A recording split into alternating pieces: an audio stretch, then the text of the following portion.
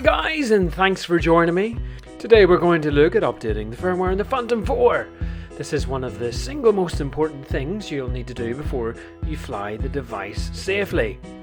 Updating the firmware on the 4 compared to the 3 is a totally different experience.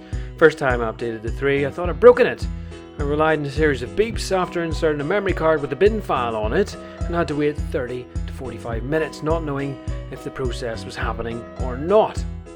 The process is simpler and offers visual and audio feedback during the process. A couple of important things to do before you update: have your phone or iPad or tablet fully charged, and also have your Phantom battery fully charged. When you power your Phantom up and connect your device to the remote control, you'll be prompted to update the firmware. This will only happen if you're in a cellular area or a Wi-Fi area. I've already updated mine, but your screen will look similar to this. The notifications menu can be accessed by pressing the warning at the top center of the flight screen. Once you accept the firmware update, you'll be told to swipe the screen to begin the download. Go ahead and do that, and you'll get a little progress bar at the bottom of the screen. Once the firmware has downloaded onto your phone, it's time to transfer it to your Phantom.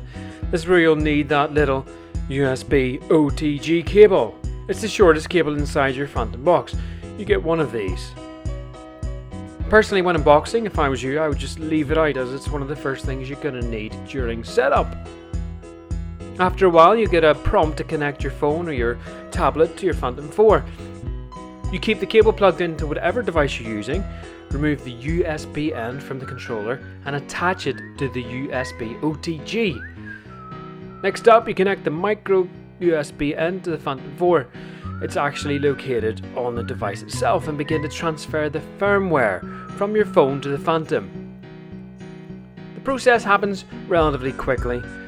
The complete update should take no more than 20 minutes. During the update, you get a nice progress bar on your device, which gives you an idea as to what's going on. The drone will make a few subtle beeps and the gimbal will roll around like it's got a mind of its own. The process compared to previous generations, in my opinion, was incredibly simple. If you follow the on-screen instructions and you have your cables to hand, your battery's fully charged, you should really be ready to go in no time. The remote control upgrades from your device. One thing I did notice that in order to restart my remote control, I had to disconnect everything. That includes the cables, turn off the drone, and then I could power down the remote control. Without doing things in that order, I couldn't switch it off or reboot it, it just froze. I've had a few test runs with the built-in tracking mode. It's been kind of interesting, to be honest with you, but I feel a tiny bit disappointed. I think I got totally sucked in by the launch hype, but I'm going to give it a proper run out over the next week or so once I get some filters through.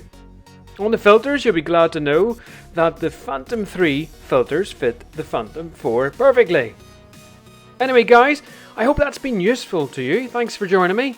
Take care and fly safely.